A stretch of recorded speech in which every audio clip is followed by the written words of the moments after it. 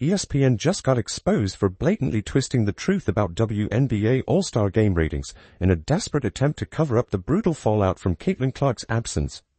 And the cover-up was so sloppy, even their own journalists couldn't stay quiet, publicly calling out the network for pushing a misleading narrative.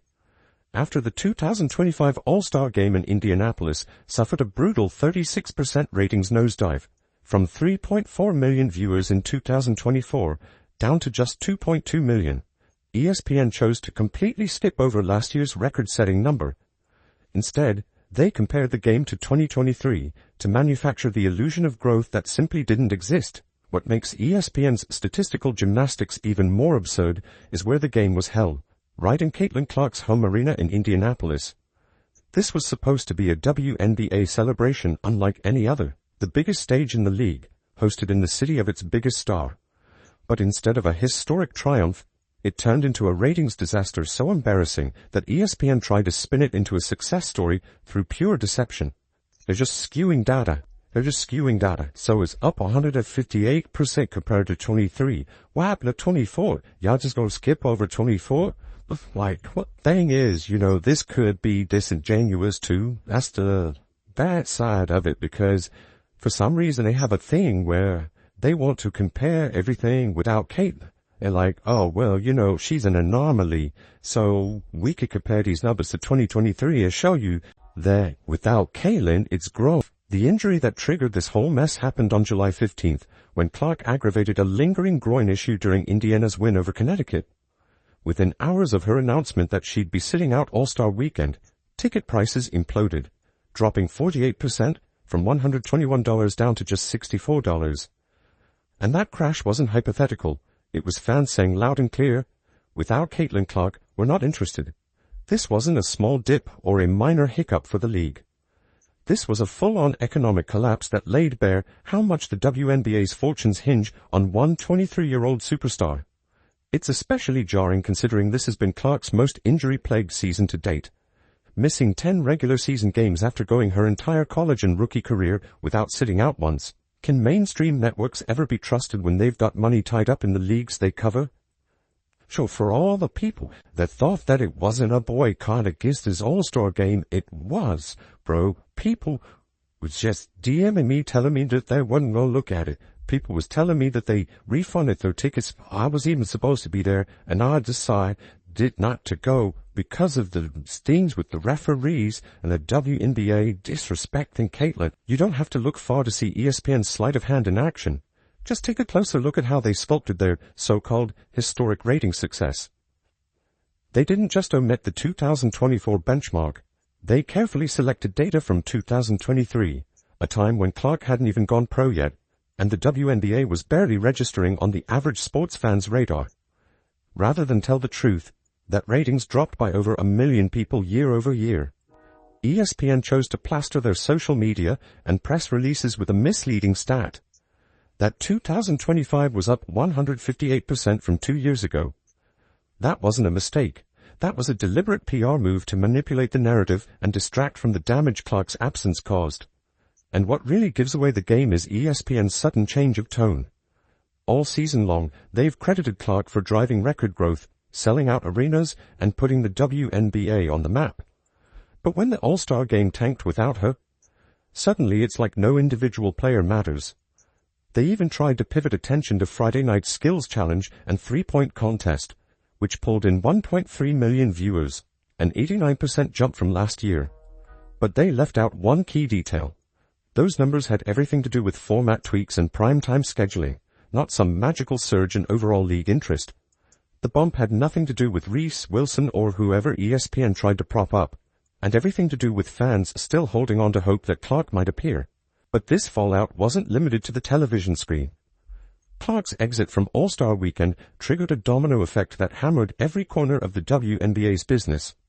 From ticketing revenue to merchandise sales to the valuation of sponsorship deals, the market reacted like it had lost its center of gravity. ESPN's smoke and mirrors routine couldn't hide what fans were seeing with their own eyes. The 48% ticket price plunge wasn't just some slight dip.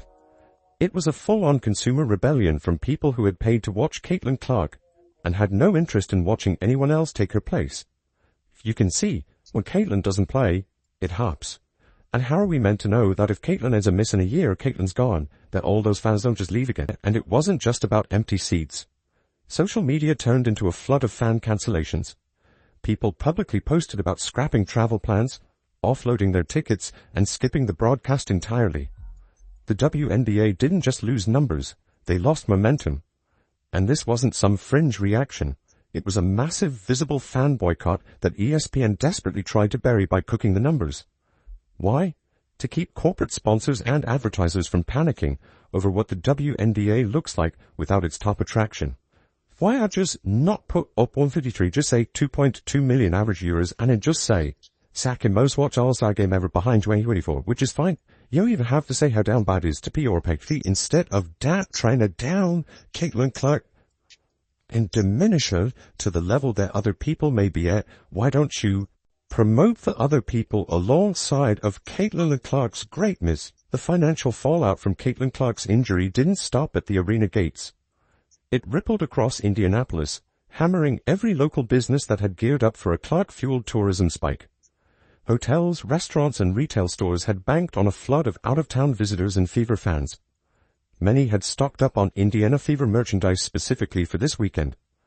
But when Clark was ruled out, the crowds thinned, the momentum stalled, and ESPN's coverage, it brushed right past that broader economic hit, choosing instead to highlight cherry-picked stats that downplayed the full extent of the damage. Worse yet, Clark's absence didn't just reveal her value. It exposed a glaring void across the rest of the league. Nafisa Collier dropped 36 points and walked away with All-Star MVP honors, but the needle barely moved. There was no surge in viewership, no buzz, no viral moments. That silence said it all. The WNBA still hasn't cultivated another player who can hold the national spotlight the way Clark can. And that's not just a player development problem. It's a league-wide branding failure. If Caitlin Clark was in it, we're going to say it's up on non-Caitlin Clark numbers because, Caitlin Clark's just an anomaly. Caitlin Clark's not a player. Caitlin Clark is not relevant to this. Caitlin Clark is an anomaly. But y'all are trying to strat out of things. We want your money, but we don't want you. Which one is it? Which one is it? We want the viewership, but we only want viewership from certain people's fans. We want the ratings up, but we don't want these type of it. Like, no. Do you want it or not? You gotta accept what comes with everything. The good, the bad, the ugly. Meanwhile, the backlash against ESPN's narrative spin came fast and loud. Legendary journalist Christine Brennan took to social media to call out the network's deceptive framing, questioning why ESPN would promote historic ratings when, in reality, the numbers were down sharply from the year before. Her tweet went viral, exposing ESPN's statistical gymnastics to an even wider audience. It wasn't just fans calling them out. It was respected media voices drawing the line between optimism and outright misrepresentation. Then came Austin Karp from Sports Business Journal, who dropped the hammer with context ESPN refused to touch. He laid it out clearly. Anything Caitlin Clark touches turns to gold, and when she's gone, the numbers tank. The 36% drop in All-Star viewership wasn't a fluke. It was part of a consistent pattern. Karp documented multiple events where Clark's absence led to steep declines, building an undeniable case for the WNBA's total dependency on her.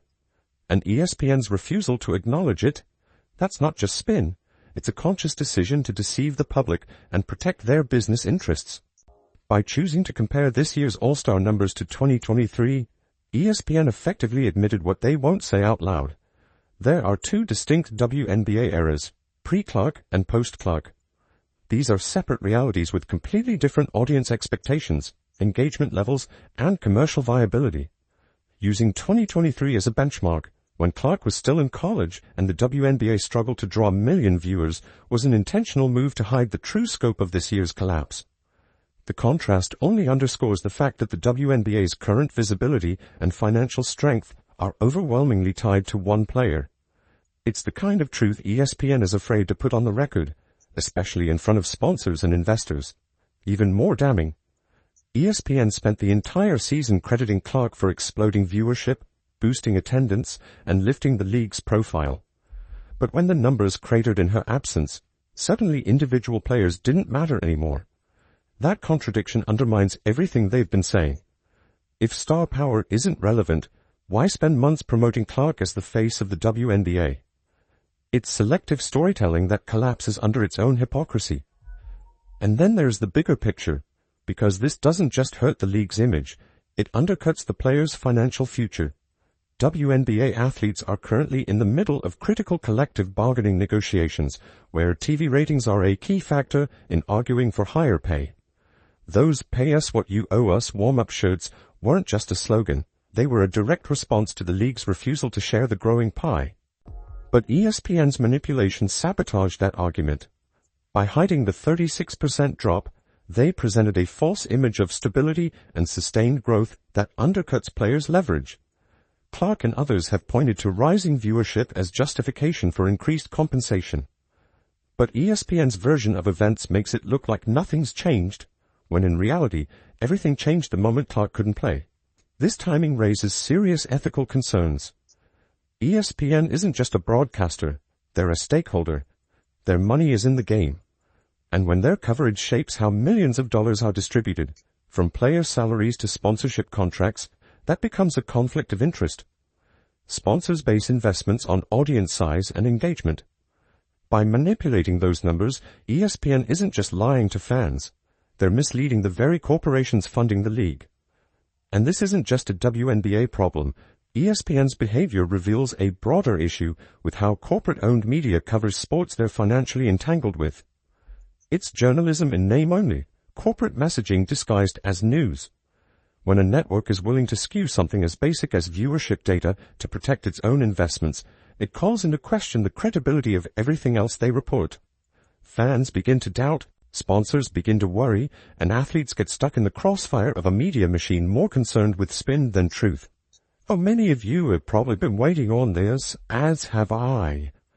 But the WNBA All-Star Game ratings have come out, and all I could think of right off the bat was 4 little letters, F-A-F-O, F around and find out. What's even more telling is that ESPN was willing to risk long-term credibility just to shield the WNBA from one tough news cycle.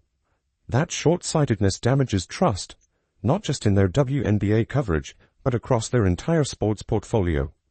And the fans noticed. Social media erupted with accusations of spin, data cherry-picking, and narrative control.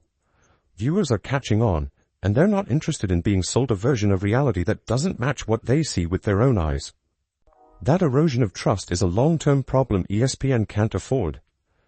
Once fans start doubting your stats, your analysis, and your integrity, you lose the very audience that advertisers and sponsors rely on. And it creates a feedback loop.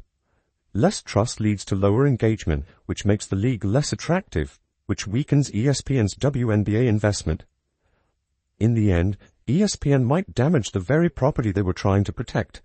Worse, they risk feeding the belief that women's sports aren't covered honestly, that they're more vulnerable to corporate manipulation than their male counterparts. You bleep around and find out what this league looks like. Without Caitlin Clark being involved in your biggest events. Cathy Engelbert, this should be a perfect example of why you need to get your officiating cleaned up and you need to have a talk with your players in the league. And when nobody's asking you to hold Caitlin Clark's hand, just play fair, and here's where it gets international. The WNBA is actively looking to expand beyond U.S. borders. Commissioner Cathy Engelbert has talked up global games, overseas partnerships, and new broadcasting deals. But if the league's primary media partner is cooking its books, how can any international partner trust the numbers?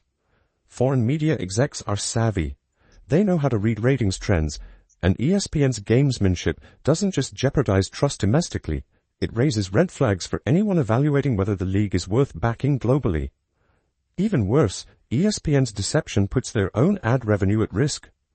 Companies buying airtime during WNBA broadcasts are operating on faulty assumptions. They're being sold on numbers that don't tell the full story, especially when Clark isn't on the court. If those advertisers realize they've been misled, they could start pulling money, demanding refunds, or renegotiating contracts based on more realistic and less Clark-dependent metrics. That hurts not just ESPN's WNBA revenue, but also their reputation with sponsors across the board. And in the streaming era, there's no hiding from the truth. Platforms like ESPN Plus and Disney Plus track every click, every minute viewed, every exit. That data doesn't lie. It shows how long fans stuck around, when they dropped off, and what happened when Clark wasn't involved. Unlike traditional ratings, these metrics can't be massaged. They're brutally honest, and likely show even bigger drop-offs when Clark is absent. So while ESPN plays games with broadcast ratings, the digital numbers are quietly exposing an even bigger problem. Viewer loyalty is tied almost entirely to one player. This only increases the pressure on ESPN to keep pushing false narratives. Because if they admit how dependent the league is on Clark, they also have to admit their entire women's sports strategy may be built on unstable ground. That kind of admission doesn't just scare advertisers. It could rattle investors and even impact Disney's valuation. At the end of the day, ESPN's attempt to rewrite the All-Star Weekend story tells us everything we need to know. Even they don't believe the WNBA can stand on its own without Caitlin Clark. And that's the real red flag.